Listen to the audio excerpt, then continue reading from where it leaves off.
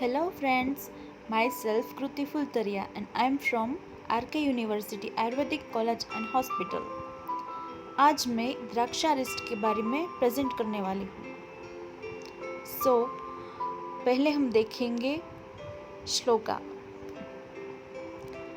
द्राक्षातुलार्धं द्विद्रोणे जलस्य विपचेत् सुधिः पादशेषे कषाये च पूते शीते विनिक्षिपेत् गुडस्य द्वितुलां तत्र त्वग् एलापत्रकेशरं प्रियङ्गुर्मरीच कृष्णा विडङ्गं चेति चूर्णयेत् पृथक् फलोन्मितेर्भागे स्ततो भाण्डे निधापयेत् समन्ततो घट्टयित्वा पिबेज्जात्तरसं ततः उरक्षतं क्षयं हन्ति कासश्वास गलामयान्।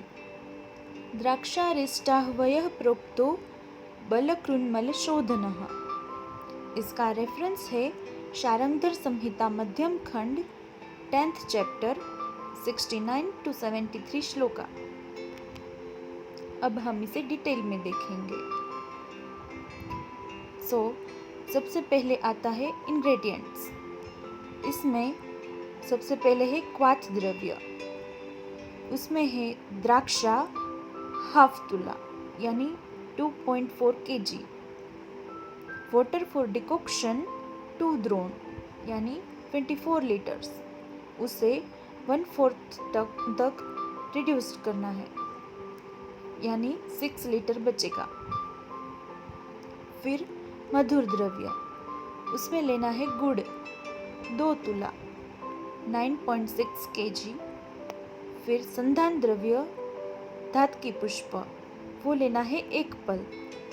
फिर प्रक्षेप द्रव्य, सारे प्रक्षेप द्रव्य को फाइन पाउडर के स्वरूप में लेना है। उसमें है त्वक, सूक्ष्म एला, तेज पत्र, नाग केसर, प्रियंगु पुष्प, मरीच, पिपली एंड विडंग, ये सभी 1-1 पल लेना है। फिर देखते हैं मेथड ऑफ प्रिपरेशन। रफली पाउंडेड द्राक्षा is taken in a bigger decoction vessel along with mentioned quantity of water.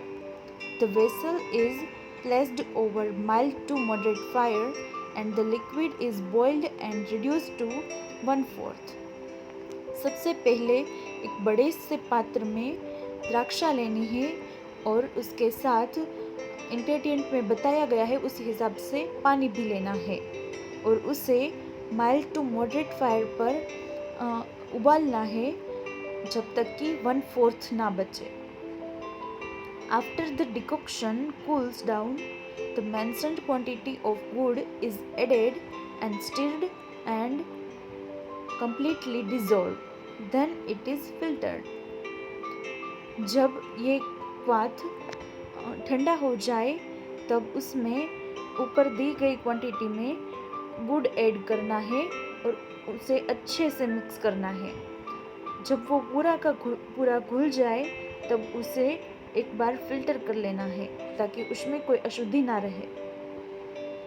Now an appropriate संधान पात्र is selected after धूपन process. फिर अच्छा संधान पात्र जो सही हो वो सिलेक्ट करना है धूपन करने के बाद। Now jaggery dissolved decoction is carefully poured and into the fermentation vessel. Then प्रक्षेप द्रव्य and धातकी पुष्प are added. अब जो गुड़ मिक्स किया हुआ क्वाथ है उसे फर्मेंटेशन वेसल में यानी संधान पात्र में डालना है और फिर उसमें प्रक्षेप द्रव्य और धातकी पुष्प भी ऐड करने हैं। The mixture is cautiously stirred and the vessel is kept undisturbed by temporarily closing its mouth with a cloth and a lid. फिर ये जो मिक्सचर बना है उसे ध्यान से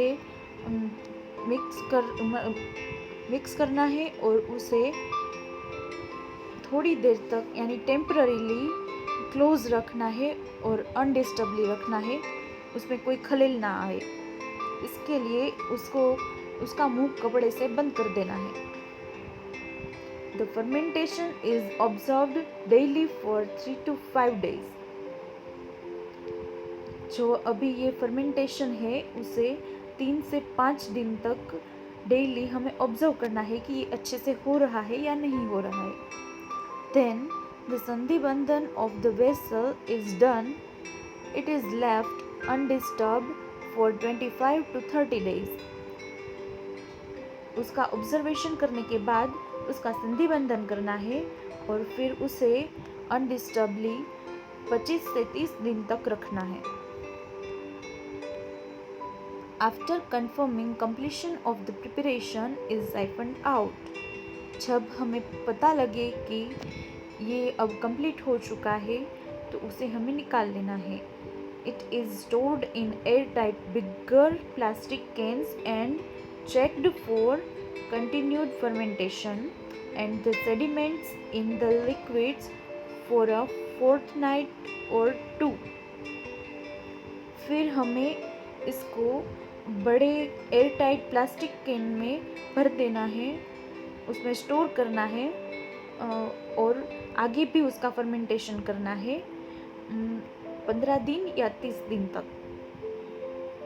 The preparation is later siphoned out again, packed in airtight containers. उसके बाद उसे निकालना है और फिर से उसे एयरटाइट कंटेनर में अलग अलग पैक कर देना है। The end product will be a dark reddish liquid with sweet, sharp taste and alcoholic odor. जो अब हमें एंड प्रोडक्ट मिलेगी वो कैसी होगी? तो वो होगी डार्क रेड कलर की, उसका टेस्ट होगा मधुर, तीक्ष्ण और उसमें से अल्कोहलिक ऑर्डर आएंगी। उसके बाद है dosage and anupan. Dosage 1 to 2 tola, anupan with same quantity of water, जितना कि हम अरिस्ट लेंगे उतनी ही क्वांटिटी में वाटर के साथ उसे देना है।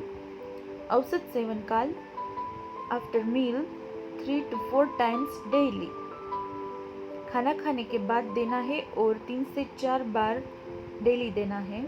It is taking according to rogbal, kosht and agni. उसके बाद है इंडिकेशंस।